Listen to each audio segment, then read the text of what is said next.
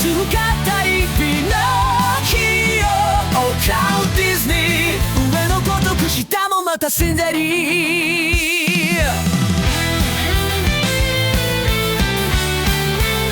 Occultディズニーショーをお楽しみください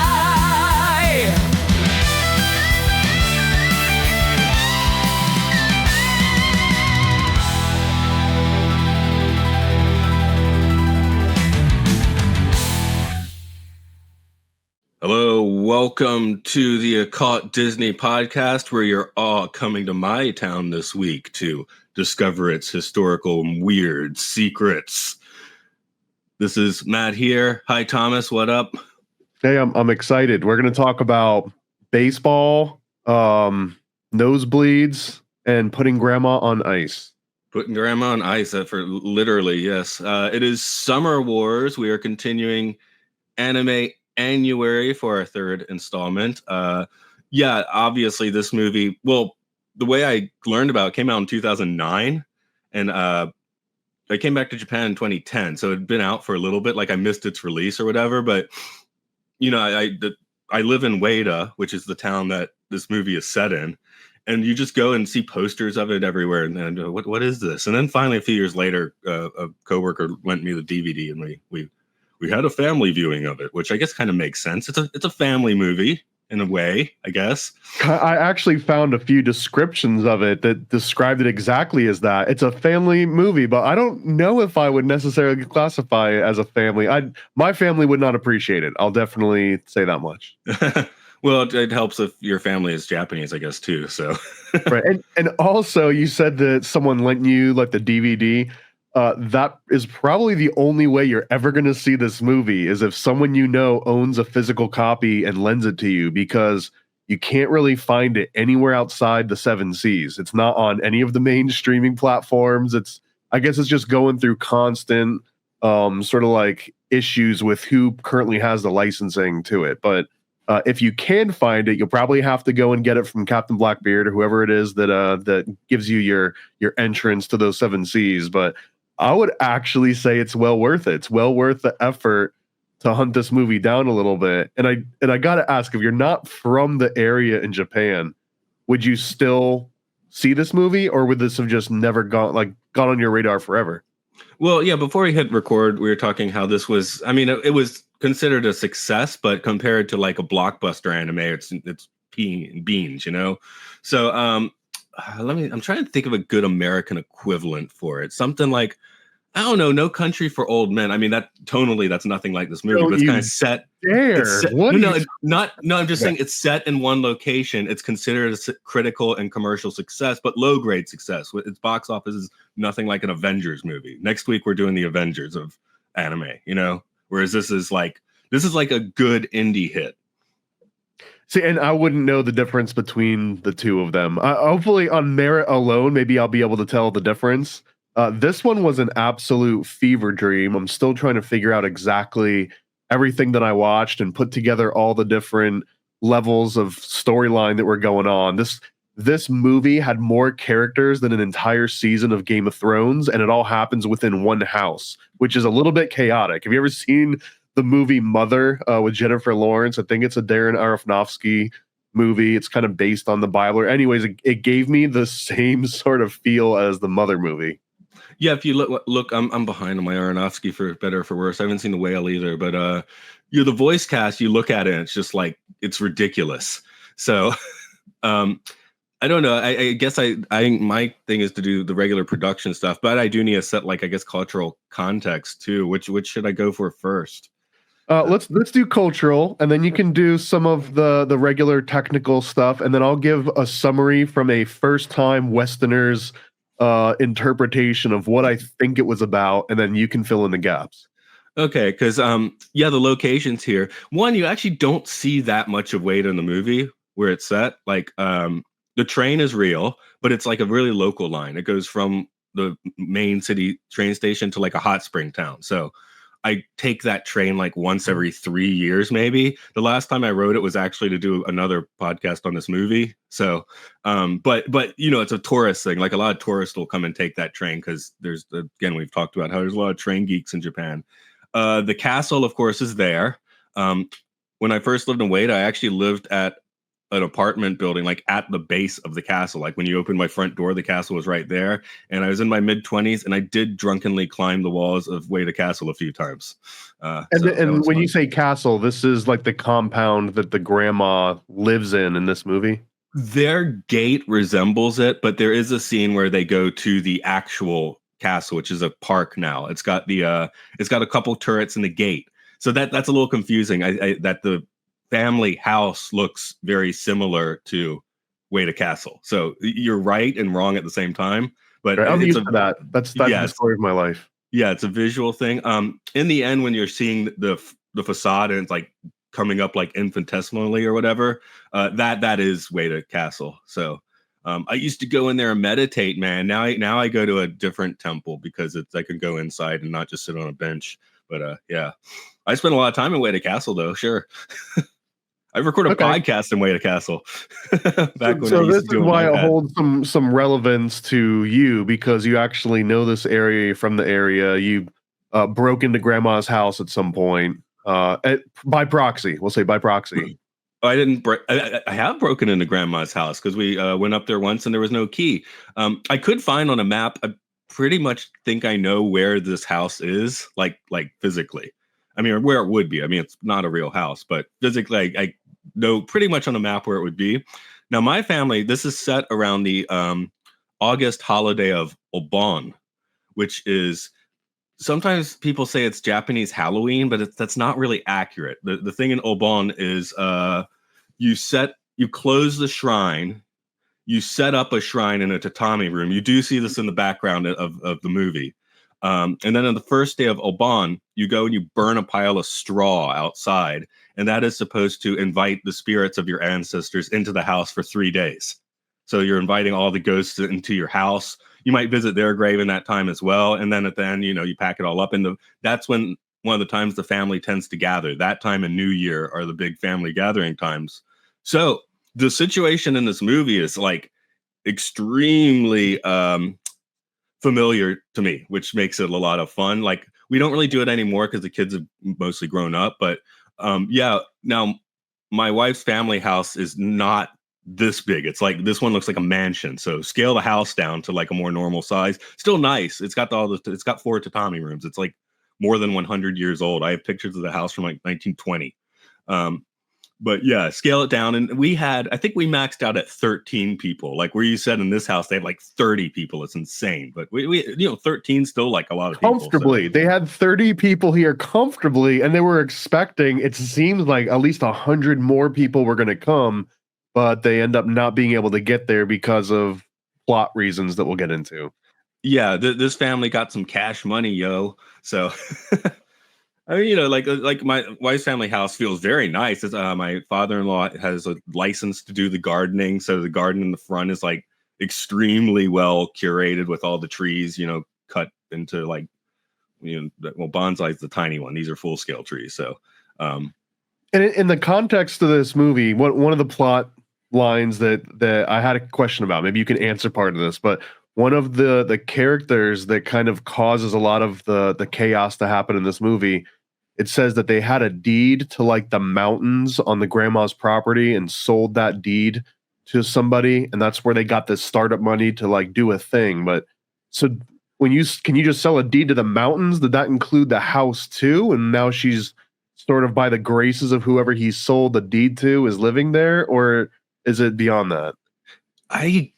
It's hard to say. Another thing is the first year, this is 2010, when we started kind of inhabiting that house again. And my in-laws are basically like, they go do farming there, they do gardening there, they stay there a fair amount of the time. They're sometimes in this house too. But the first year, the estranged my father-in-law like has like estranged sisters or something, and then they showed up kind of like, oh, we're gonna kind of hang out here since the grandma and grandpa are dead now.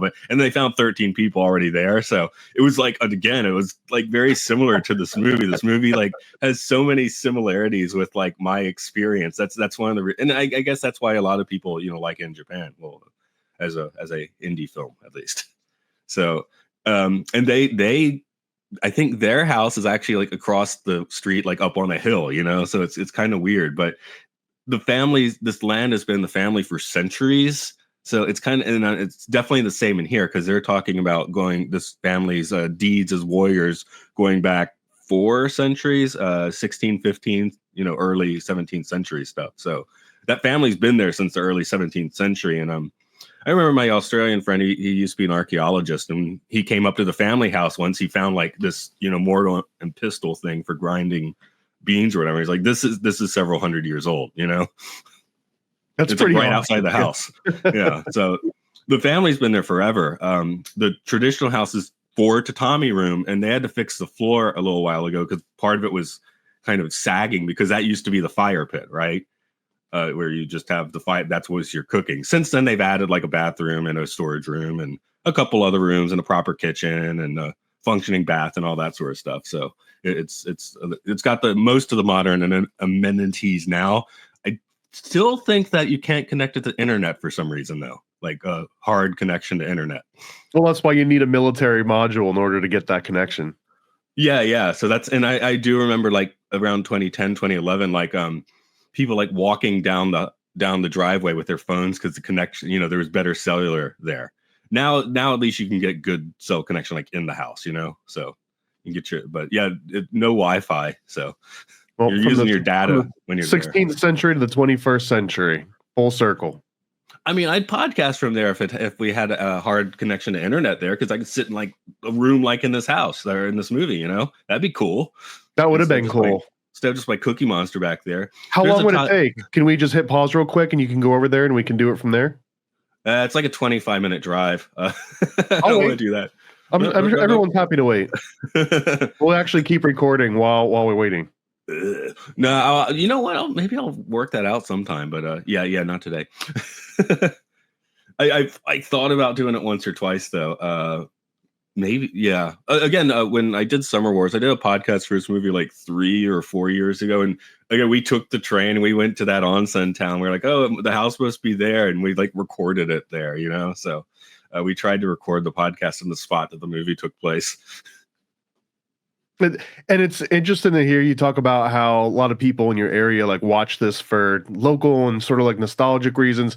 For me, the only reason I would recommend this to anyone would be for the pure novelty of it, to just see what their reaction would be to what seemed like to me, again, like just an absolute digital fever dream. And I would be shocked if they didn't have at least a couple documented fatalities from people going into seizures from watching this movie. Yeah, well, that was, the whole Pokemon Digimon thing, which I guess that'll segue me into the production stuff. Although I will, you mentioned baseball. That also is like a major thing in Japan. The weird thing in this movie is they were saying it was a Nagano championship, and they were naming Nagano towns playing. The actual one during Obana is a Koshien, it takes place in Kyoto. It's in the same stadium every year, and that's like every prefecture, which is like a state.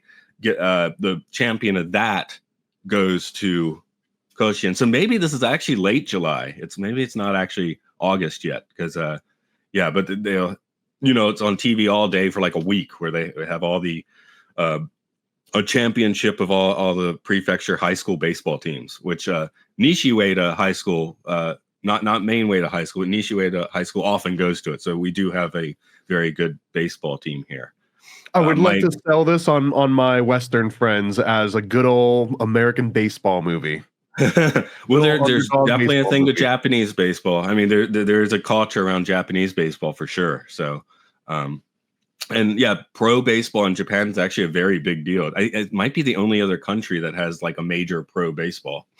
And pro wrestling, of course, we got New Japan. So, and a couple sports worth looking at. Are we talking like WCW wrestling? New Japan is Japanese wrestling. I think there might be some crossover, but these are often the guys with like the luchador style masks and stuff, and it's just like some crazy. But I mean, like soap opera wrestling, or like yeah, soap opera wrestling, yeah, the best kind. Yeah, the best kind. And New Japan does it like really well. So if anyone out there is a wrestling fan, I would I'm sure you can find a bit of that on YouTube to watch. Have we ever mentioned before the sport I actually see the most of is sumo? I recently learned that Elon Musk says that he absolutely destroyed his neck from sumo wrestling. Huh, okay, interesting. It doesn't seem big enough for it, but whatever. I mean, you could do it without being big, I guess. It just Well, doesn't that's make sense. probably how he hurt his neck. Yeah. Now, the reason you're not seeing sumo in the movie is that's based on national holidays. So, and then they'll start it on a Sunday and have a 2-week competition. So it's like 6 times a year, 2 weeks at a time. So it's Hear me not just out. like, Sumo baseball. yeah, sure, why not? That sounds good. The reason I see so much sumo though is, if dinner's at like 6 or 5:30 or whatever, sumo tournaments end every day at 6 with the big tournament. So I'll usually see the last three. And every time I make my wife angry, I want to make a dub cut, a super cut of sumo where I just use a fart soundboard every time they like squat or whatever. Everyone would And- appreciate that. And those matches are weird. They either take it's like 5 minutes of build up as they're about to start and then walk away and throw salt around for a while. The match itself might be 3 seconds or less. If it's longer than that, chances are they're just going to be standing there hugging it out for a while in the middle of the ring. Really? Okay. What's more prestigious right now in 2025? Wrestling, or I mean, sumo or baseball? Like, what would have more people showing up and cheering and recognizing like the stars on the streets? Baseball, especially the ones that have become stars in America. So Otani, right? Shohei Otani, he's like probably the most famous athlete in Japan at the moment. So yeah, once you make it big in America, that's when you make it big in Japan. Yes. But the teams, I mean, we have like major teams in Japan. My nephew's really into baseball. In fact, he was having trouble. He's going to high school next year. He's having trouble because Nishi Ueda has the kick-ass baseball team. Ueda has a pretty good team, but their academics are better. So he's like, should I go to a better school with a slightly less good team? Which I think is what he's doing, as opposed to going to the crappier school with the really good team. I am surprised that America hasn't entered the sumo market a little bit more, because it feels like our phenotype at this point is built for it. Like we've been evolving into a sumo culture and we don't even realize it yet. Yeah, well, actually, I would say like half of the major sumo wrestlers are actually Mongolian. So Those damn Mongolians. Yeah. There's not. I mean, there are a fair amount of Japanese players, but it's usually the Mongolians that are like, get the title, and they have rankings like Ozeki and Yokozuna. It means you're just like a kick-ass sumo person, and usually those are Mongolians. It's kind of like white people playing pro basketball, like if you want to do it, that's great, but how many standouts do you see there? Larry Bird. Yeah, they had their time in the 60s and 70s, and then that was the end of it. I can't think of anyone other than Larry Bird. Actually, that's it. John Stockton, come on. Okay, is he more recent? I don't even know. I'm not I'm definitely not a basketball fan. That's for sure. Baseball, I can do a little John bit Stockton, of. Utah Jazz, man. I think he was on part of the dream team with like Karl Malone. Okay. Yeah, I'm just basketball. I suck at playing it. I don't like watching it. So Rodney Mullins. Okay, there's 3. I'm gonna stop there. I think you just said some names. Plenty. Yeah. I mean, I'm not a sports guy. If I really were going to watch a sport, usually I'm up for the Winter Olympics and watching someone ski jump, and I don't mind watching a little sumo during dinner.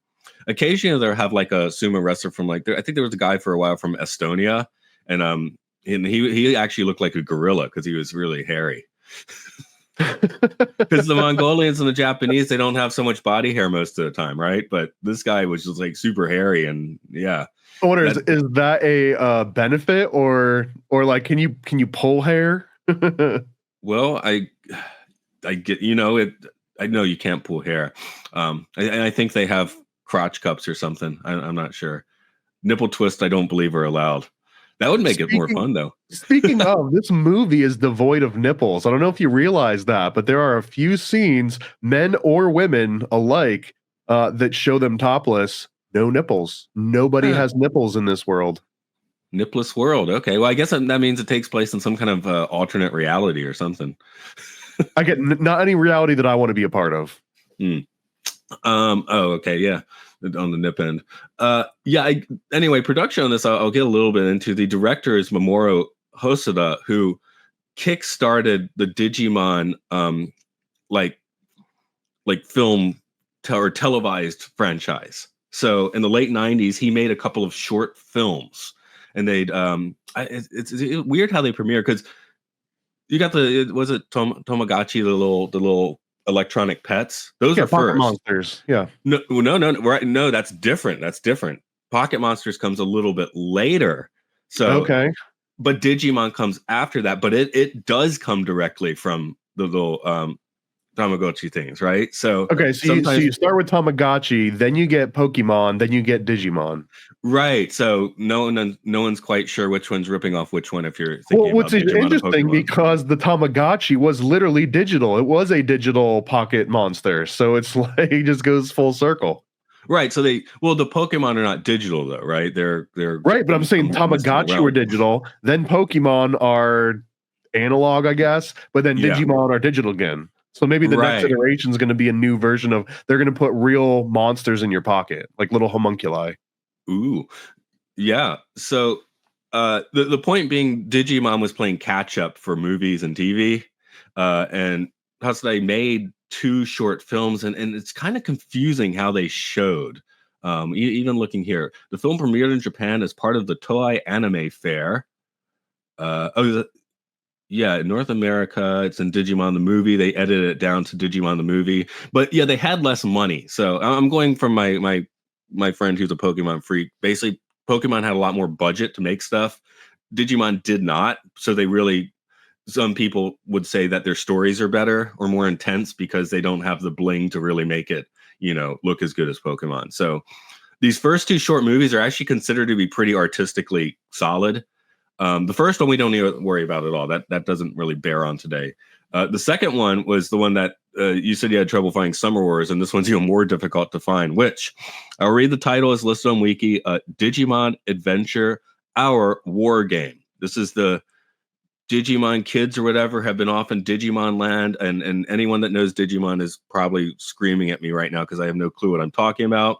They've all come back to the real world, and basically the plot of Summer War ensues, but with Digimon instead. And the battle is not in the digital world as it is in Summer Wars. It's in, you have these kaiju battles in Digimon. And I'm glad this wasn't a Digimon movie, because this one exists in a sort of a self-contained universe. So you can watch Summer Wars beginning to end and relatively understand what the hell is going on. If this happened in a Digiworld universe, I feel like you'd have to know all this extra context going in and knowing sort of the rules of how Digimon operate to even understand what the hell was going on. So again, point Summer Wars.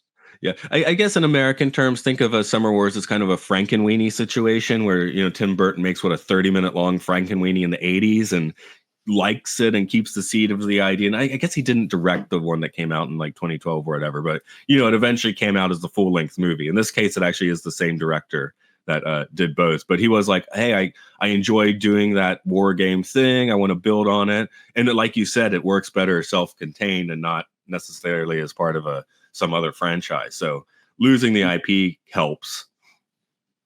So, and good reference there, because I didn't even see that until after I had watched the movie. But one of the inspirations for this movie was the movie War Games with Matthew Broderick, in which he has to essentially play a very high stakes game of tic-tac-toe against some sort of sentient AI that has taken over all of the military bases and is going to launch these nukes all across the country and start just a worldwide nuclear war. This movie, it's kind of similar. You can kind of see the DNA of that in this movie. Yeah, it's even more obvious in that Digimon version that it's playing that. Sorry, I'm looking for the quote. Shall we play a game? What do they call it? Intercontinental ballistic warfare? Is that what it is? My quick thing's not look. I was going to ask you if you wanted to play intercontinental ballistic warfare, but no, I'm not quite sure that was what the computer asked in War Games. But yeah, the line's certainly there. I think isn't it like would you like to play a game? I think that was the quote. Yeah, and then tic-tac-toe is shall we play a game? And then tic-tac-toe is one of the options, but one of the options is the intercontinental ballistic something. It just keeps saying, "Shall we play a game? Shall we play a game?" When I'm looking on Wiki here. Okay, would you like to play a game? Do you want to play a game? I think people don't actually know what this quote is, and it's like one of those Mandela effect things. Yeah. I just saw 3 different quotes saying that all 3 of them were from war games, and it said different each time. So, memorable movie. I loved war games when I was a kid, probably because the star had my name, which when you're 5 years old is very exciting. But well, and ironically, the only way to win in the War Games movie was that there's no way to win, to not make a play. But in this movie, they explicitly state that that's not the answer, that you do have to play. right, Love Machine, which is the AI that takes over the So weird. meta or whatever. Oz, in the case of this, I guess we're getting to the point you should lay out your first time plot. But yeah, the War Games computer is simply, it's very digital, whereas Love Machine seems to have some kind of intention, right? Maybe. Yeah, or at least it has more of a defined competitive edge in its programming, I guess we should say, as opposed to the War Games one, which is just a military computer. Well, I'll do my best to summarize this movie chronologically as I remember it. So it starts out with 2 computer nerds playing in some game, and the movie's kind of cool where it begins as if it's a tutorial, like you just signed up for some new virtual world, and it's like, pick your avatar, here's all the rules, and they got shopping malls and everything you would expect from a massive virtual world.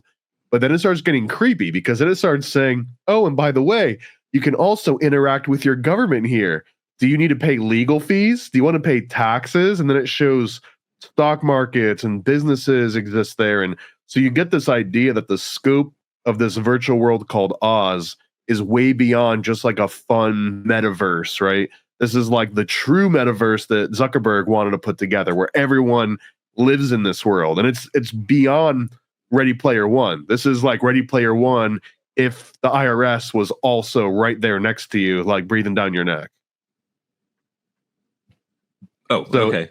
Well, so in this virtual world, there's like these 2 coders that we meet at the very beginning, and they refer to themselves as these code monkeys. And then a girl bursts into the room. It really is sort of chaotic like this. You're just like, okay, 2 guys are playing this game. Now they talk about the best parts of summer. And I don't know, is this a Japanese thing where one of the kids is like, everyone knows what summer means. It means watermelon and girls. And or it was watermelon and something else and girls. Cucumbers? I don't know. It was watermelon, fireworks, and girls. Apparently, that is what summer is all about in this area of Japan. So, but the other guy was like, the first 2 for sure. And if you're horny enough, then the third. I'm okay with just watermelon and fireworks. We don't need the girls. So you can kind of see that he's a little bit bashful. Then a girl that ends up being his crush kind of bursts in the room and just says, do you guys want a job? So he volunteers, but the job originally is that he's just going to follow her to the country and he's going to carry her stuff. So they do that, but when they get there, she tells him, or he kind of finds out on the spot, that he's going to be posing as this girl's fiance because she went to go and see her grandma's 100th birthday, and she's afraid. This is going to sound weird. She's afraid. 91st to be specific. What is it? 91st. She's didn't quite make it to 100. Okay, well, it's her 91st birthday, and she says something like she didn't want her grandma to die, and she thought if she told her grandma that she was going to invite her boyfriend or fiance to her birthday, then she might live long enough to like see the boyfriend, which works. The grandma does stay alive long enough to meet the boyfriend. However, she introduces him as a Tokyo U sort of student graduate. He's really in high school, but she introduces him as this college kid. She says that he comes from like a well-known clan. And then she also mentions that he's like loaded and that he just came back from the United States on this like training trip. So she just starts stacking all these lies up, and he's just kind of along for the ride, doesn't know what the hell to make of it. So this is where it kind of starts. And then as he's here, the first night they fall asleep and he gets a text, and the text comes from this virtual world. and it basically is an email that says "solve me," and inside the email's got all these numbers. It's like this numeric code, and we find out that he is essentially this polymath. He's an absolute genius at math. And when he thinks really hard, his nose squirts blood out of it. So he starts thinking really hard, and he puts together whatever this code is, and he responds to this email with like a secret code, and he basically decrypted this massive like 2056 algorithm or something. He finds out in the morning that by him sending that message, allegedly ends up cracking the code to this entire virtual world that apparently the entire planet is sort of on this thing. There's like at least over 400 million accounts, I think, at some point they bring up. So he cracks this code. The code was actually sent to him by a sentient AI that you mentioned was called Love Machine. The Love Machine AI starts commandeering GPS signals, waterworks. He starts messing with the grid, traffic, everything, all the way to the point where I guess he hacks into the GPS system to mess with a satellite that's in outer space, causing it to start barreling towards the planet. And the GPS is making this satellite kind of fall down on top of one of 500 different nuclear reactors. So now the plot of the movie becomes this AI inside of a virtual world is making a satellite fly from outer space directly into a nuclear plant, which is essentially going to cause another Hiroshima, I guess. That seems like a common plot line that the Japanese are like, a nuclear explosion is going to wipe us off the map. It's just like a constant thing. I wonder where they got that very specific theme from. And essentially the entire family, this huge clan of this like 16th century, warriors, they come together and they help hack this AI so that, they essentially save the world. And all of this is happening with a baseball game going on in the background. And the baseball game is almost following the same beats as this weird sort of end of world scenario, or at least end of Japan scenario in this whole entire movie. And I want to say that, but right to the punch, that the way that we defeat AI, and this is the message that I took at the end of this movie, is online gambling. Human vice is going to be the thing that takes down AI, essentially. And I do find that somewhat appropriate. That was something that I immediately related to. Of course, online gambling. We will get whatever this AI sentient thing that starts this war games. You just get them hooked on gambling. You get them a gambling addiction, and it'll just take itself out. Although now they are, of course, gambling in that. The actual game tends to be the koi, right? It's got a different name, but that's what it seems more like what kids play. And I'm saying that because in Oban, in the family house, I can feel the texture of those on tatami.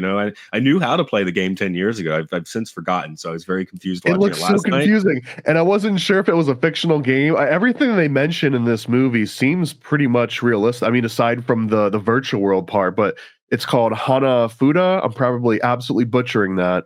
But this Hanafuda game was Nintendo's very first product when they were founded in 1889.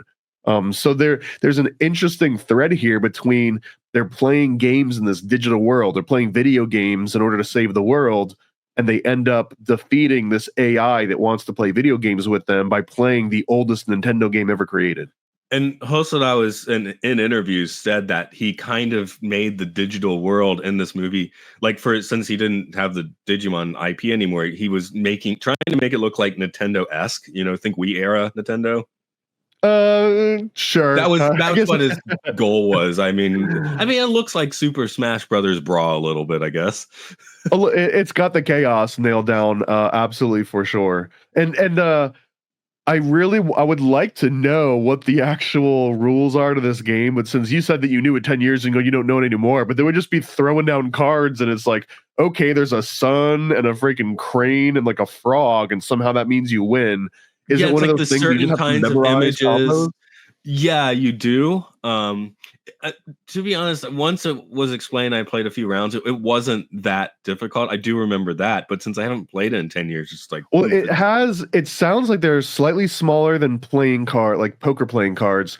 And there's basically, I'm going to get half of this wrong, I'm sure, but there's like 4 different classes of cards. You've got flora, fauna, landscape and man-made objects. And then by playing either doubles of some of those things or like a full set of the different classes that earn you different amounts of points. Anyways, like anything good, humans figure out a way to turn this into a gambling game. And that's essentially what I think ends up being. And in fact, the game predates Nintendo. It just happened to be Nintendo's very first product, but the game dates back to probably around the same time that this clan was around. And it looks like it was even banned in the late 18th century because it caused a gambling problem. Like people were no longer just playing it as a game. Well, I wonder, isn't every game essentially a gambling game? All it takes is one person to say, hey, if I beat you, you got to give me $5. Bam, you got it. You got gambling addiction. Yeah, I was gonna say, like, for Americans, think of like if at the end, let's say he's playing Uno with the AI and betting on that. That's basically a good equivalent, like playing Uno or something, you know.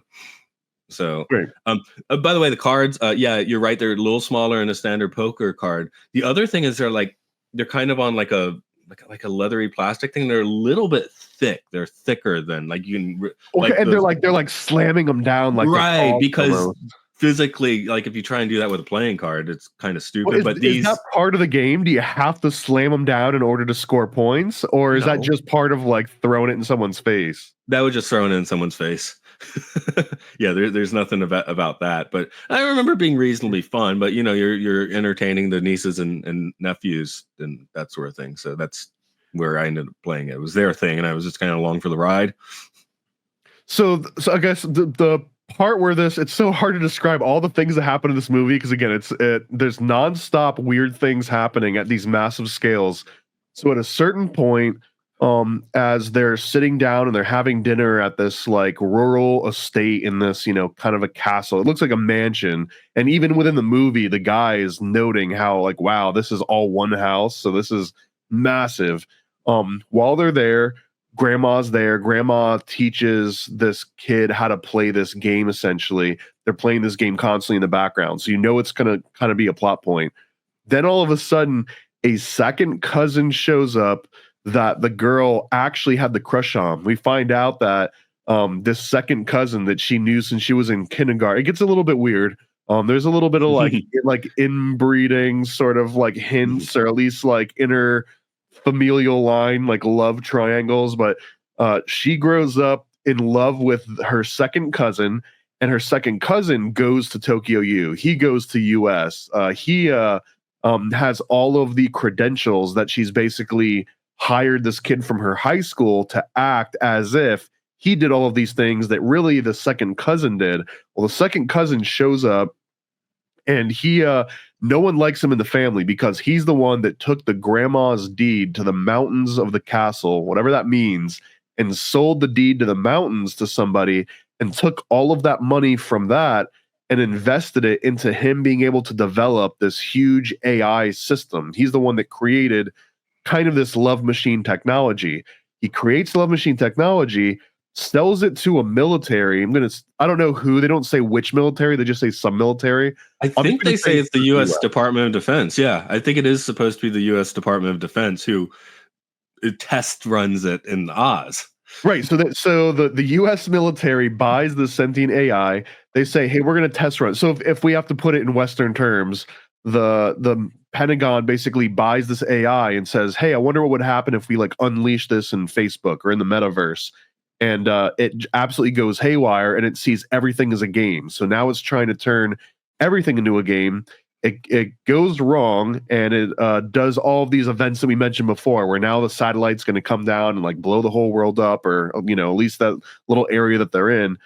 And as this is happening, Grandma is like shouting at this, you know, second cousin that wants to maybe bang the niece, or the niece wants to, I don't really know exactly what the love triangle consists of, but it's awkward for everybody. She yells at him. She even gets worked up and starts like throwing weapons in his face. She does all this like karate moves in front of him. And the very next morning she dies. And I assume because she was so stressed out from exerting herself and like attacking this poor guy, the guy runs away because now he doesn't want to be involved with any of this. I don't think he realizes the grandma has died at this point. So now we got dead grandma. All of these other people that were supposed to come and hang out with grandma on her birthday, which is also unique that people that die on their birthday, it's actually a very rare phenomenon. So she joins a small club of people that die on their birthday. All of the other family members that were going to come out here and attend the birthday part, they can't because the GPS systems have screwed up everybody's cars. All of traffic is at a standstill. You've even getting cut to people in their cars, and they're like, the GPS in the car says we're in, in like Denver, but really they knew they were in Phoenix. That's about right. They said Saitama. It's about the same distance. We're replacing the Japanese cities with American cities, but clearly this means that airplanes are not working, ships are not working, cars are not working. So the entire country is at a complete deadlock. And I guess this is only happening in Japan. They make a note like, wow, this could happen anywhere, but it's just happening here originally. So now the family members can't make it. Grandma, before she dies, they realize all this is going on. She goes old school Rolodex. She starts calling up favors from all the old people that she knew growing up. And it's kind of showing her like behind the scenes making things work. She's like, get all the union workers at the dock, check. And she makes like hundreds of phone calls. And everyone's like, wow, grandma's got this crazy Rolodex. So now the world is trying to kind of crunch through in like analog terms. And the AI, the sentient love machine AI, notices this because it notices that all of a sudden, traffic's starting to flow again. Government infrastructure is starting to like reassemble itself, and it gets kind of pissed off at this. So it sort of declares war. Here's another subplot. It gets complicated. And this is like one of those movies where there's all these coincidences that just keep stacking up. So here we've got grandma that knows everybody. We've got grandma's one of her nephews, right? Like some second cousin of her granddaughter. I don't know the genealogical math on this. Yeah, it's a very big family in this movie. Huge family. So grandma is at the center. Like she's got the Rolodex of everybody in the country, you basically assume. One of her relatives is the one that invents the AI. Also, one of her relatives is this boy wonder kid called King Cosma. His real name is Kazuma, but King Cosma is like the best player in this Oz virtual world in one of the fighting games within it. Because in the virtual world, they've got virtual tennis and soccer and hockey, everything you could think of. But one of those games is sort of like a Super Smash Brothers game. And he is the best player out of the entire virtual world at playing this game. Also happens to be in this family. Also in this family is this girl that brings the kid from high school, and he's apparently like one of the best mathematicians on the planet. He's this polymath that can do these crazy, like he can decode military grade encryption in his head in one night. And they don't make a big of a deal about that, but it seems incredibly like major. This is a major plot point. Like this kid could decode anything if he can decode this particular password, right? Just to make truth stranger in fiction, my nephew, he's now 25, but yeah, when he's 18, he was ranked number 8 in math in Japan. So hey, we had him in the house. and I feel too, is this playing into stereotypes that this kid, of course he's got to be Japanese and good at math in order to save the world here, right? If he had not been good at math, the movie would have ended. Japan would be over, right? Yeah. That would be more like a Drymon movie, and Drymon would have to save the day. That's the robot cat from the future. Because the boy in that's an idiot, basically. So they get this genius kid, and as they're trying to fight back this AI, they realize that they just don't have the computing power to pull this off. They're on their laptops or whatever, and they essentially are trying to battle against like these 400 million accounts that have now been hacked by the AI, and the AI has sort of accumulated all these accounts and turned it into this huge, massive like Voltron. But Voltron only had 5 or 6 parts to it. This one's got 400 million parts to it.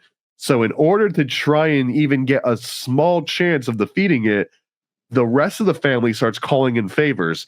One of the uncles pulls in a huge, massive, super yacht warship, puts it into this pond in front of the family's house, and he claims that it can generate something like 300,000 kilowatts or something. So, okay, now they got power. Then another family member calls in a military Humvee that has got a military grade 100 gigabyte uplink satellite connected to it. And then we've got another person that brings in a whole bunch of ice. Another uncle brings in this supercomputer that was originally going to be sent to like a university. It's like the size of my house, like this computer is. I was wondering though, how do they get all of these things delivered to the house when traffic was just completely deadlocked across the entire country? Yet they can like get all of these huge resources in here in short order. How did that work? Anyways, these are small roads too. It's hard to pass. You just don't ask that question. I get the same question too. Like, how come the AI was able to hack basically every government infrastructure, but it leaves television alone and it leaves the phone network alone? If I had just shut down the phone network, now Grammy's not getting her calls out to all of her old fogey friends, right? And again, this movie would have just ended with no great resolution. Actually, this might be right before everything went digital. I think in Japan they're on cell phones. They're using cell phones. True. She's on her. I think we had analog television until after the 2011 quake. So at least the television was still and it was one of those big analog TVs. I'm just, okay, don't make excuses for the traffic. The traffic. I'm on with you for the traffic because it would be hard to do that on any day, much less like the day when all the traffic is jammed. That wasn't the most interesting word to use. Apparently it's working out by getting this military grade Humvee with a military uplink and a warship that's generating the power for them, and the supercomputer that's got like, I'm going to make up a number, like 300 billion teraflops or something crazy. All this together, and they're kicking ass. Except Grandma died, and one of the people in this movie, one of the relatives, one of the few that I remember his name is Shouta. And I remember that because he's always shouting, and I don't know if that was an intentional name to name him Shouta for the guy that's always shouting. Yeah, actually, Shota. You are making a little your own translation there, okay, but okay. I like it, but yeah, Shota. I watched this one in Japanese, and I had to read the English subtitles, so it said Shouta, and he kept shouting. So, anyways, Shota or Shouta, as I'm going to call him, he's processing the grief of Grammy dying a little bit differently than everyone else. So as they're hacking into this huge system and battling this AI, all of a sudden it stops working, and they see that the computer has been overheating, and they're like, why is the computer overheating? Oh, because someone took all the ice out. Well, this dude has been moving all of these big ice blocks that were using the cool supercomputer, and he's putting them around the room where Grandma died in because it's summer and it's the hottest day of summer, and he wants to keep Grammy's corpse cold and fresh for some odd reason. And because of him doing that, essentially destroys their ability to attack the AI using this Super Smash Brothers brawl style fighting method. So they have to find another way around it. And they end up suggesting like, hey, I wonder if this AI is so bent on playing games and everything's a game to him, let's challenge him to a game of this, what is it, Hunashan or whatever, Hanafuda, this like card game. But instead of just saying, hey, you want to play Hanafuda, they create an online gambling site and they lure the AI into the online gambling site and then essentially just kick its ass that way. But in this case, it's the girl that ends up inviting her friend and starts this entire movie. She's the one that is like the best at playing Hanafuda because her grandma had been teaching them all for their entire lives. So now the entire world is just essentially like sending her accounts, and she's betting accounts against this AI in a big game of like make it take it. So she keeps playing and playing. She wins. She kisses the guy at the end. His nose squirts out blood. He passes out. Credits roll. That sounds about right. Did I miss anything major in there? I'm sure I did.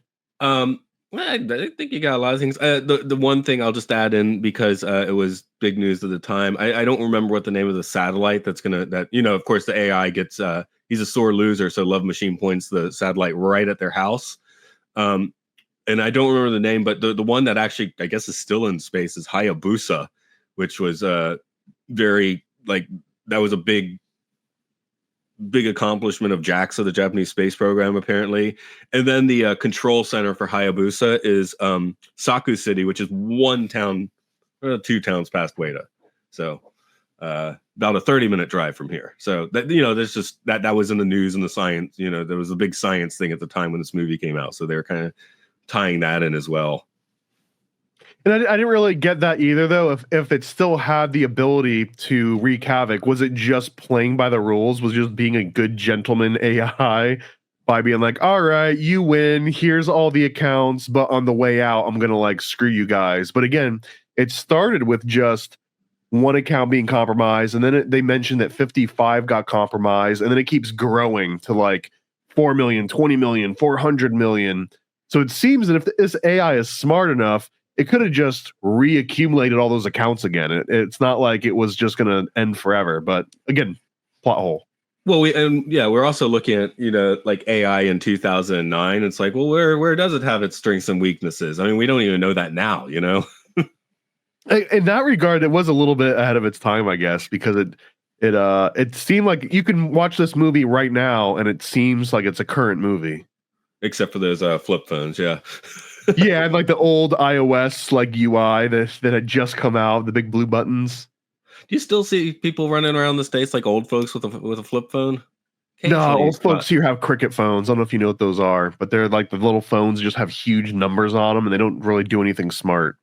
Okay, yeah, they got the burners, right? So you'll still see some old folks in Japan that have the K-tie, the flip phones.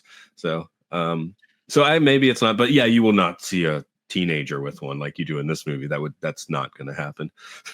Another interesting note that I noticed is after I guess they saved the world, this online gambling casino thing that takes down the AI, it wins, and then you see a news reporter, because they do keep splicing, but they keep cutting to like this news report and the baseball game constantly throughout the movie to kind of give it this like common thread, and maybe just like some vague semblance of sanity for people that aren't perpetually online to kind of like hold on to stable ground. It's like, okay, here's a news program. But at the end, the news program is like, thankfully, there were no casualties. And the first thing I was wondering, like, what about grandma? Wasn't grandma literally a casualty of this AI? Because we also find out another plot line that one of her many family members is a like surgeon or into like medical technology, and has a like bug planted inside of her body that's monitoring her heart rate and her blood pressure and her brain activity and just all sorts of health related things. And he's got a smart app that lets him open it up at any time to see how grandma's doing. But because of this AI causing havoc in the Oz world, that app stops working because data is having the exact same kind of traffic congestion as real life traffic is. So he doesn't get the alert in time to go and save grandma. So technically she dies because this AI takes over. So she couldn't have been the only person that died because of that. So when the news comes out and says no casualties, I shouted at my TV, I said fake news.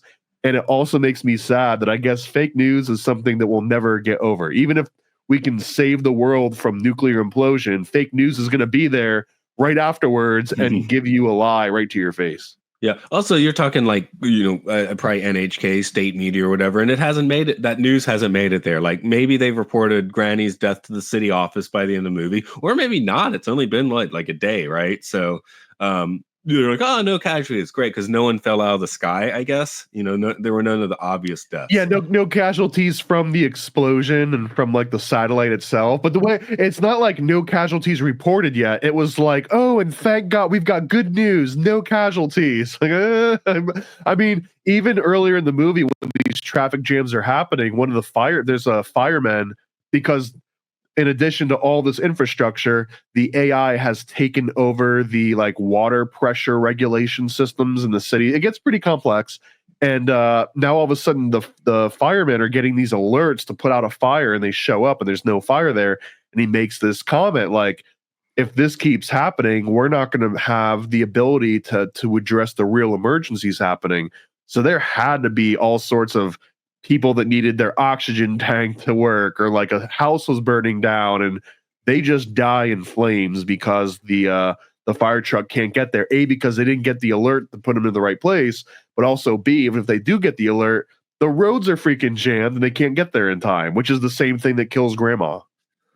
Yeah, I guess it's just difficult sometimes for for anybody doing the news to parse like what is actually a casualty. What's a kind of a 1 degree away casualty, or 2 or 3 degrees. I mean, it's probably a series of unfortunate events that kills all of us in the end. Right. And again, the movie itself, I'm going to just assume at least one person has died from an epileptic seizure from just watching this, because I don't have epilepsy, but I felt so overstimulated throughout the course of this entire movie, because when they go into this virtual world, man, and this is like, beyond just a regular anime, they go into the virtual world, and in some of these scenes, there's like thousands of things going on. Like there's all these avatars flying around, and some of them are shopping, and some of them are fighting. And the cuts in this movie too, when it gets really chaotic, it's like 2 to 3 second clips as it's jumping around. There's people battling, and it was hard to to like not feel like I was like hyped up on some sort of meth as I was watching this, which maybe is a good thing. Yeah, and for the Japanese audience, like, of course, all the stuff at the house and stuff was very foreign to you, but for a Japanese viewer, all that stuff is extremely like homey and comforting. So then you have the whiplash of going into the insane digital world, which, it's kind of like showing a Norman Rockwell painting and then going into that sort of stuff. Yeah, that is an interesting juxtaposition in this movie, though, because they're going from this basically 16th century sort of plot of land where it's fairly traditional, right? I mean, they've got modern amenities, but it's like a calm, wide open spot, and then into this chaotic virtual world. So I do kind of like them jumping between all these. If the entire movie happened in that virtual world, I don't think I could have taken it. Oh God, no. And that's what I was saying. He was trying to make it like a mixture of uncluttered and cluttered. Like, obviously there's so many things going on that makes it cluttered, but all the specific designs are relatively clean. Like, think of it if it was this with like a bunch of like film transformers. That would have looked like a hot mess.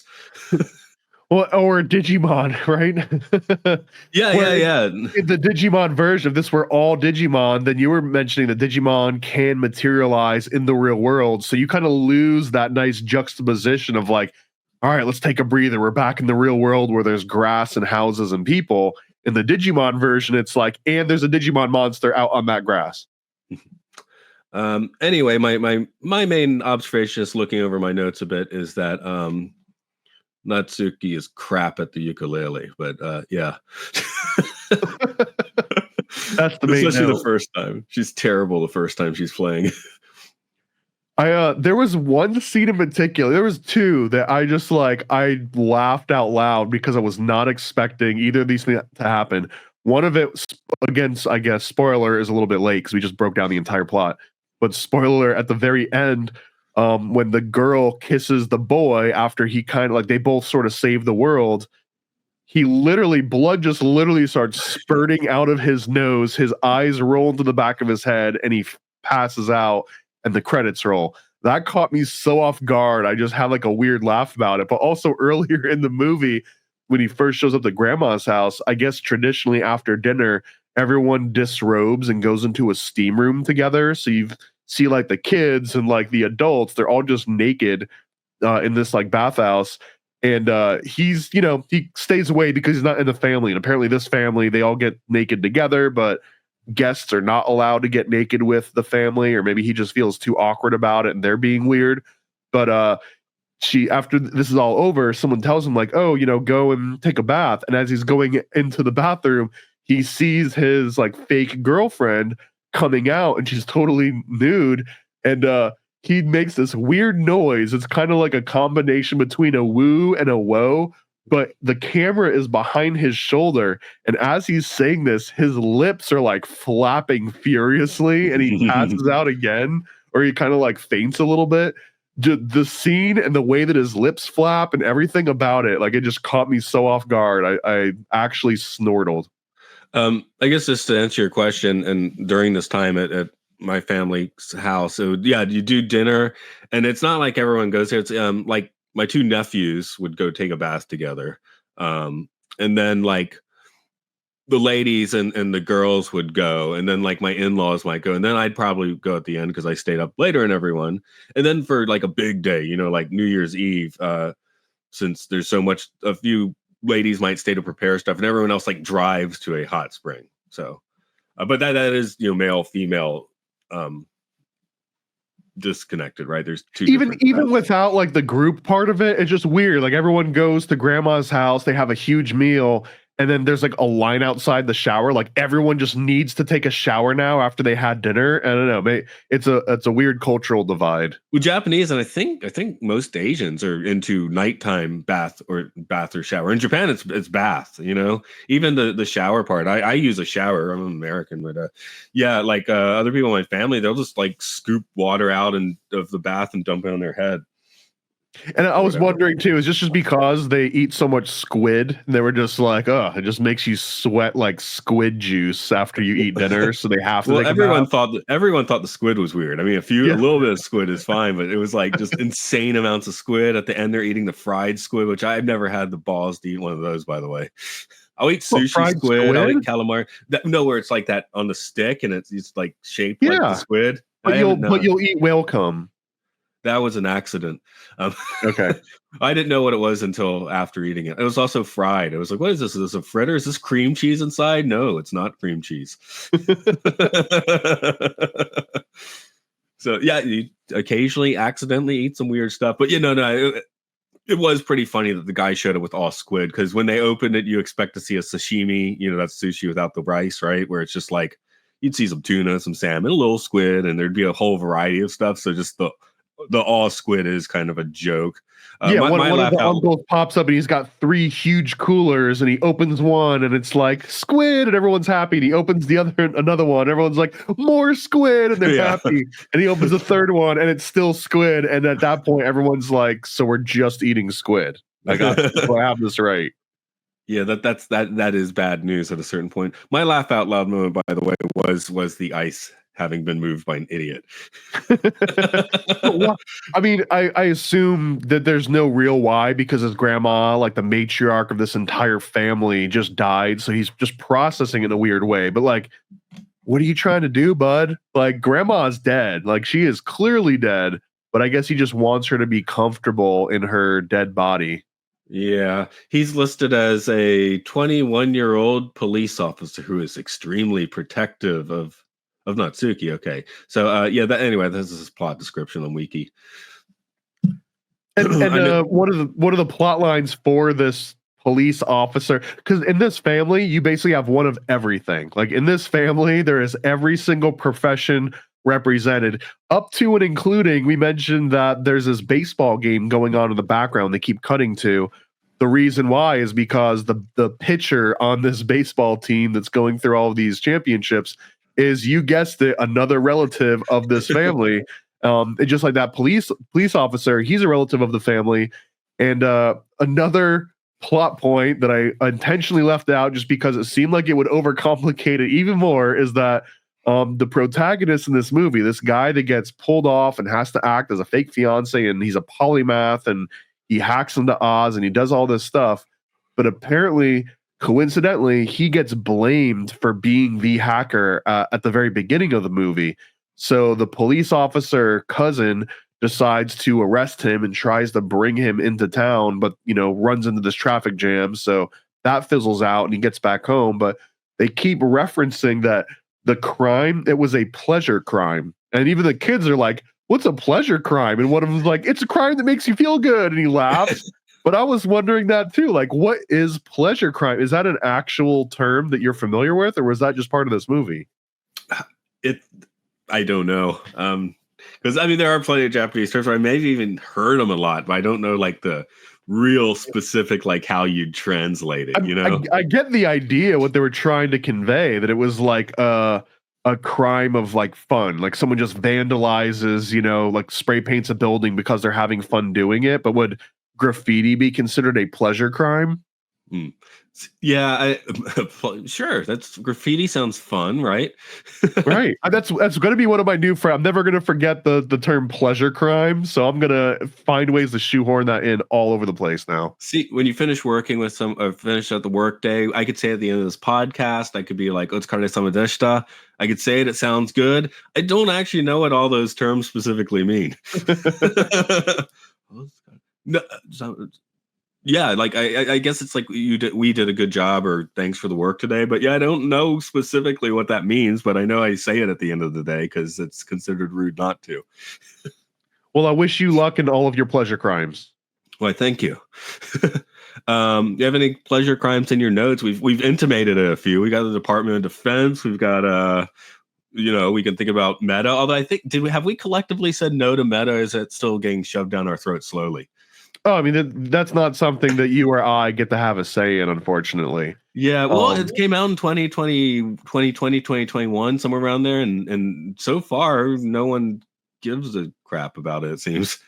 Well, here's the way that it works in my mind, because Zuckerberg's the only one that really knows how this Meta thing's going to work, but it started out with just the regular old Facebook social network, and then in the early to mid 2000s, you had all these Facebook games, and that became massive. That's what ended up getting all of like the moms and the grandmas into spending all their time on Facebook, because they could do Candy Crush and Farmville and all that. I don't know if you remember any of that, if you were part of that. Like the Farmville thing. And then the next iteration of that is that the Oculus Rift came out, right? The little VR headset thing. So now that was what was supposed to be like this big metaverse, is that now anyone that kind of interacts with whatever the next iteration of Farmville would be, or anyone that puts on one of these Meta headsets, that is this new Meta virtual world. But the thing is that it's still very much only for early adopters. I don't think most people have gotten into this like online virtual thing. And also, from what I understand, as soon as Facebook took over the Oculus Rift headset, which they purchased, they didn't invent that. That came from Lucky Palmer, and it was sort of like its own thing. And then Facebook acquired it, and then he just starts putting everything into it. And I believe he has sank probably like $500 million into this Meta network thing that hasn't necessarily taken off. But whenever you've got a sort of a real life supervillain like Mark Zuckerberg clearly is, even if he's in his glow up phase, if he sank that much money into something, I don't think it's just something you like turn your back on and walk away from. The sunken cost fallacy must be so strong on this. So I feel that if anything, we might regret not entertaining him wanting to push metaverse on us, because the next step is going to be almost compulsory. Like, you're going to have to join the metaverse if you want to survive. I think that'll be the next iteration, and then it'll get big. See, I'm asking not out of like complete naivete, but in Japan, like nobody uses Facebook anymore. Everyone I interact with Facebook, I mostly just use Messenger if I use it, and that's like Americans. I think it's the same here, man. Same in the States. No one really uses the metaverse. The only people using it is because they literally have to, or if you have one of these Oculus headsets, you cannot take part in the ecosystem. You can't play games or download anything. You can't even connect to it unless you create a Facebook Meta account. And in that case, it's just like a thing that you have to do in order to play with this expensive toy that you bought. And most people don't really care about that aspect of it. But he wants people to buy the headset to play, like Beat Saber or whatever the game is that you want to play. And then he kind of shoehorns you into like having to create this Meta account, thinking that would take over at some point. At some point, someone's going to be like, I don't even want to play games. I just want to create my little virtual house and buy virtual objects and wallpapers. But I don't think that part ever took off. I assume that the end result here is super soldiers. Like there's no other reason for this to exist outside of the CIA or the Pentagon or the DoD wanting to create super soldiers out of children. They just haven't figured out a way to do that yet. And it hasn't really been a success in any sort of regard. Yeah, because the big social media platforms here, this movie is sort of based on something called Mixi, which everyone had a Mixi account in 2009, 2010. I guess that's kind of like, the Japanese like MySpace era sort of thing. And now I said I use Facebook Messenger for people in the States. I use a Line for everyone in Japan, which is I don't think that's a program that's popular at all in the States. Which that's our TikTok, I guess. It's I think it's from China, and they're probably getting they are getting all your data from Line. But yeah, that I got a work line with all my coworkers, so that's how we communicate work stuff. Yeah, I guess the way that I was seeing this thing they call Oz, which I guess is gonna be like a metaverse from Facebook, but if you just combined TikTok and MySpace and Instagram and Facebook and all these things together and made it so that the government and everyone's actually using this, not just in superficial ways, that's kind of what Oz is. Right, exactly. Yeah, we got the Line friends. They're popular. They look like the cuter, avatars you get in Oz in this movie. So. There's another interesting plot line in here too, which it makes it relevant why this grandma's the head of this huge clan that dates back to at least the 16th century, or at the latest the 16th century. But that we get a weird little history lesson, and I didn't look this up. I'm going to assume that it was accurate, but maybe you can correct me. But it was the second siege of Ueda. Yeah, completely accurate. Okay, yeah. It is like the shortest Cliff Notes version, but they describe that it's in the second siege of Ueda that the family, they were outnumbered by a rival army, and the way that they defeat this army is they sort of lure them into the castle gates, making them think that they've just gained secret entry, and as soon as the army gets inside the gates, they close the gates behind them. So now this outnumbered army is able to take on this army that is now encapsulated and outside of their way team, and they have no way to retreat, and they lose. And that's what it gives them this idea, oh, how can we do a second siege of Ueda to this virtual AI? And someone says, an online gambling site. We lure, the same way that they lured the army into the castle gates, they're going to lure this AI into these literal castle gates of an online casino. And they actually show in the virtual world, like you were mentioning, this huge castle kind of erupts of all these different little modular buildings. The AI goes inside of it, and you see all these avatars running around shutting all the doors, showing that they've kind of captured this AI beast. And then I'm not sure exactly how this works, but in the virtual world, the firemen relatives of grandma, they go into the virtual world where they're also virtual firemen, and they hook up little tubes, and then they start filling the gates filled with water, trying to drown the AI, I guess. This is where it started breaking down to me, because it's are you actually just going to drown AI with virtual water in this virtual world? And why are they virtual firemen? And are all of these analogies so they're all hacking and doing math, or are they literally just spraying virtual water on a AI avatar? It doesn't seem as helpful. The way to think the family, the royal family, is the Sanada clan. So, and they have the symbol of it's 6 circles. It's called the Rakamon, and you see it everywhere and around Ueda. The special swank train is the Rakamon train. But if anyone watched the Shogun series last year, or the one from 30 years ago, I don't remember what they call him in that, but it's basically Tokugawa, Ieyasu Tokugawa. And Ueda is the one place he could not take, basically, and become shogun over. So Ueda is kind of the rebel city. So they're right. They're right about being, proud warriors. The basketball team around here, I'd say, I'm not into basketball, but we have the Brave Warriors as the basketball team around here. So there's another interesting analogy in this movie where they're talking about and even grandma shows that she's got the chops. I don't know what the actual weapon was called, but it's a long stick with a knife at the end of it. I'm sure there's an official name for this thing, but she is attacking the original developer of the AI, which is also a family member. She's attacking him with this big thing.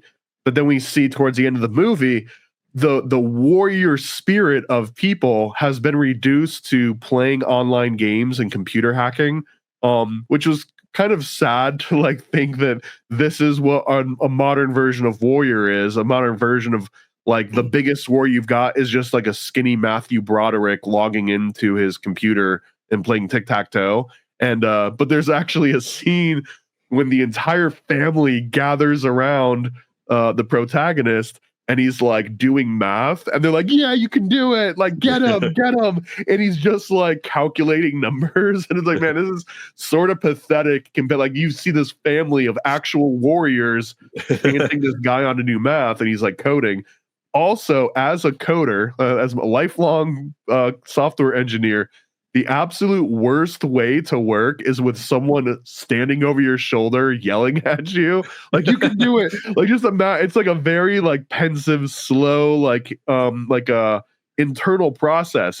There's not a single time in my entire life, and I think I'll speak on behalf of all computer programmers, when you're trying to like figure out a complex solution and people behind you just going, you can do it, type faster. That never would help anyone, yet it kind of happens in this. Well, maybe that's why he's got a nosebleed. As he starts typing, at a certain point, he stops typing because I guess it's slowing him down, and he just starts staring directly at the screen, and he like starts sweating profusely, and he shakes a little bit, and some of the family members are like, oh my God, he's doing mental math. And as he does that, blood just starts trickling out of his nose. And you're like, wow, this just got really, again, this is the 2020, or I guess 2009, but this is like the 21st century version of a Japanese warrior, is a computer nerd sitting behind a screen with a nosebleed doing math. That is essentially an analogy that we've seen here. That's pretty much, I guess. Yeah, that makes sense. And I mean, that makes sense because think about if you're watching this and say you're a teenager and you're going to school and having to get ready for these insane entrance exams and stuff. This guy's a hero and he's bashful like me because nobody knows how to get a date in Japan. And I guess, speaking of, the relationship angle of this movie is so weird. And maybe this is another cultural thing, or maybe it's a weird movie thing. So the guy has a crush on the girl. The girl, it doesn't seem like she really cares that much about the guy. She's got the hots for her cousin. Like, her cousin, when he leaves, she's just crying nonstop. Even towards the very end of the movie, in the last 5 minutes, she's still crying about the cousin that she cannot have. Yet she's kind of like talking to this guy, and she's like, hold my hand so I stop crying. And he holds her hand, and she starts crying even more. And then the grandma, before she dies, she's like, hey, even though I know that this was all a lie, I still want you to take care of her. And I think that she means, like, I still want you to marry my granddaughter. It's so weird, though. And the entire time, they don't talk to each other. Like, they don't seem to have anything in common whatsoever. They share absolutely no discussions. Only the point when she's like, hold my hand, as she's crying about the loss of love for her like distant cousin that she wanted to bang this whole time since kindergarten. Maybe that is the biggest plot hole for me then. Yeah, because that doesn't make a whole lot of sense. The poster for the movie, the ones, because like I said, before I saw the movie, I went around for several years seeing the posters everywhere, which has Natsuki front and center, like with a little flag or whatever. And you just kind of assume she's the main character, which, I mean, she's like, maybe I mean, if this was live action, she would be second or third on the call sheet or whatever. Well, she's the one that essentially does beat the AI overall, because she's the one that plays the best game of Hanafuda and wins against the AI by gambling. Like, she gambles better than she is, like Poker World Championships. Like, she wins that. So I guess she's kind of the one that makes that happen. And the guy just kind of facilitates that because he hacks another encryption key and gets a password in order to get her access so that they can create this online virtual casino and lure the AI into. There's so many things that happen in this movie that are so abstract, but they do a really great way of like visualizing all of this. Right. I'm trying to remember what the name of this show is. Oh, Sanada Maru. If anyone really is interested about the history of this, I mean, in a dramatic form, there's Sanada Maru was about 10 years ago as an NHK show. It's got 50 episodes, so it's kind of long, but it was a big hit at the time. It upped tourism even more than this movie. That NHK drama started getting lots of tourists in our town, so it was a big thing in Japan. In what context? What was the show about? About what you were talking about, the 17th century Tokugawa trying to take Ueda and failing in the second siege of Ueda Castle and all that sort of stuff. It's dramatized in that series. So I mean, this movie really does have it all, right? It's got baseball, it's got Japanese sort of like history of these different clans. It's got incest, it's got gambling, it's got death, it's got life, pleasure it's got crimes. squid, it's got pleasure crimes, it's got AI, it's got nuclear warfare, it's got sort of satellites falling out of space. There's so many things that this movie encapsulates. It's almost hard to imagine they were able to fit, and they introduced like 30 plus characters to the point where each character does have a unique personality. Like I don't know how they did it, but they did it. Yeah. Well, I guess that's why it's critically acclaimed. Put a pin in it as well.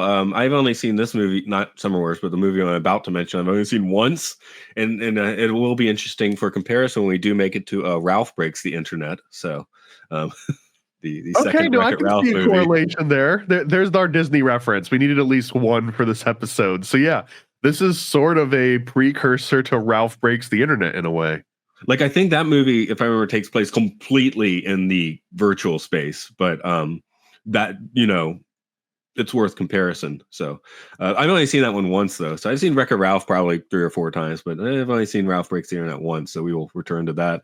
This one looks like was distributed by Warner Brothers in the States, and I'm not sure how much they distributed it because you didn't find it easily. Well, that was the version that I found floating on the ocean. It started with a Warner Brothers logo in the beginning, so I don't know if that was indicative of the version that I found. Yeah, I have no clue how this movie played in the States, if at all, in a theater or whatever, if it went straight to video. So, and another interesting fact that Wreck-It Ralph is also a second cousin of Vanellope. And there was a love interest there. So I guess that's where they got that incest plot line from, was maybe from this movie. Because that's what you want to take from it. It's like they need to sit down and draw out the family tree. That was one of the more fun Carrie Fisher bits where she was talking about how when her Billie Piper, her daughter, wanted to date someone, she had to basically sit her down at a blackboard and they had to work out all the tangled family trees of Hollywood families to figure out if she could date this guy or not or something. It's like, you might be related, I think this is actually something they do for fun in Mormon families on weekends, is like figure out, who you're allowed to date. That's their version of Hanafuni. Yeah. This is actually the reason they send Mormons on missions, I think. It has nothing to do with spreading the word of Joseph Smith. It's because you got to send them to Africa in order to find someone they're not already related to. And you will see them in Japan as well. I think people are wearing bike. I think the bike laws have gotten a little bit more strict, but especially 10 years ago, the only people you'd see wearing helmets while riding bicycle were, children under 7 and Mormons. That was it. They got precious cargo up there, man. Yeah. Do we go into all of the rabbit holes? God, I hope so. If we missed anything, I don't even know what it is, because I don't even know what life is anymore after all of these notes and everything that I'm used to good old American movies where like maybe there's 2 subplots, not like 50. Okay, well, next week we got another brain melter for y'all, a noodle cooker for y'all, which is Your Name is the American title. Kimi no Nawa is the Japanese title, because Your Name is kind of it's like when you try looking up like the band you're just going to have a trouble on a Google search with that. So, well, the name of this movie even it's so underselling it. Summer Wars. Like, what do you even expect going into a movie called Summer Wars? What would be a better name for this movie though? Like, inbred, Granny on Ice, baseball, nuclear, AI, gambling, casino, Nintendo movie. Like it's like there's no way to really encapsulate what happens in this. Yeah, they couldn't go with Oz. That would also be confusing. Right? Yeah, the fact that it's even called Oz doesn't really make sense. Yeah. I think there was an explanation to why it's called Oz, but I don't know if I can actually nail that. For a color design, Oz, blah blah blah. Okay, inspiration for the name of the social network Oz came from a large supermarket that he once visited. So it was based on the Oz supermarket, which is the inside of this guy's brain would probably, send both of us into seizures for sure. All right. Speaking of seizures, what do you have going on now for your 50 projects of this year? I don't know if they call it seizures. I was trying to segue. Now it seems a little sweaty. Well, I actually put a video out on my YouTube. So if you go to Paranoid American or Patreon or YouTube or anywhere, I've got a video called 20 Projects for 2025. And that's just 20 of the like 50 things that I got going on. That's probably a better introduction to them. The highlights are a pamphlet on the Satanic Panic, Bigfoot, Titanic, some new play sets coming out this year. And also, as of today, allegedly, Trump is going to release the unredacted and declassify all the JFK, RFK, and MLK files. So I sense that I might be doing a few long format videos on that deep dive, because there is really no bigger American conspiracy theory in my mind than the JFK assassination. So that might be the theme for this year, is all JFK. And I guess what a perfect time to mention a very ambitious 200+ page graphic novel that I've been working on for close to 7 years now, called Lee's Demons, which was originally titled Lee Harvey Oswald Demon Hunter, which might give you a better idea of what it's about. But it's about Lee Harvey Oswald being trained by Papa Legba, who is essentially the Haitian voodoo stand between guy between life and death. He kind of sits at like the gates of the different realms, and he becomes the mentor of Lee Harvey Oswald and helps him hunt down demons. And through that process, JFK loses his life. I don't want to give around the whole entire plot line, but it's got everything you can imagine. In fact, it might give this movie a run for its money in terms of weird tangents it goes on. All right. Yeah, actually, speaking of very recent things, what was the AI announcement yesterday? Was Trump announcing Love Machine to us, or what? Yeah, well, he announced a $500 billion initiative to invest into AI. He brought Sam Altman of OpenAI into the fold, and then Elon Musk immediately started tweeting out like, they don't have that kind of budget, they don't have that kind of technology. And then Sam Altman goes, and then Elon goes, nuh-uh. So maybe we're going to see like some really serious nerd wars going on. Originally again, just like this movie, right? It was going to start out as a physical battle, but that's old world. Remember when Zuckerberg was going to like wrestle Elon, but then Zuckerberg actually showed that he like got into shape and he's got a tan now and he's got like a jersey, like sort of like a Edgar haircut going on. And Elon was like, whoa, I might actually get my ass kicked by this guy. And they cancel that. Well, now Elon Musk is picking fights with like hardcore computer nerds that haven't had glow ups yet. So he's picking fights with Sam Altman. So I don't see any way that humanity benefits from any of these kind of things, but we're going to see what happens when you throw $500 billion of fuel into one of these fires. I guess I'll move on to my own bit of a plug. If you look down, you'll see podcastius.org. I do a lot of podcasting there at Films and Filth. We just did Mulholland Drive since David Lynch had his passing. I mean, it's 78, I guess not untimely, but still a bummer. And hey, if you go scroll back a few years in that feed, you will find another thing about Summer Wars recorded pretty much in the location of Summer Wars. So dig that if you will. If you didn't get enough Summer Wars, yeah, that's your chance to double down. Yeah, you double down and just drown in it, you know? But yeah. Okay, I guess we gotta hop that Shinkansen back to Tokyo then. Yeah, I got some pleasure crimes to do. Ready for a cosmic conspiracy about Stanley Kubrick, moon landings, and the CIA? Go visit nasacomic.com. nasacomic.com, CIA's biggest con. Stanley Kubrick put us on, that's why we're singing this song. I'm nasacomic.com. Go visit nasacomic.com. Go visit nasacomic.com.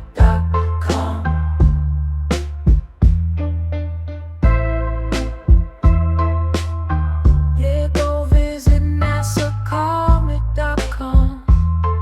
Oh, nasacomic.com. CIA's biggest con. Stanley Kubrick put us on, that's why we're singing this song. I'm nasacomic.com. Go visit nasacomic.com. Go visit nasacomic.com.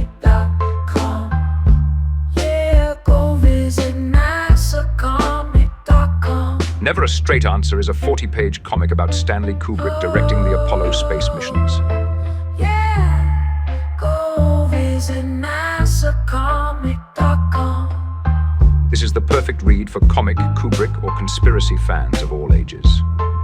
For more details, visit nasacomic.com. Paranoid. Yo.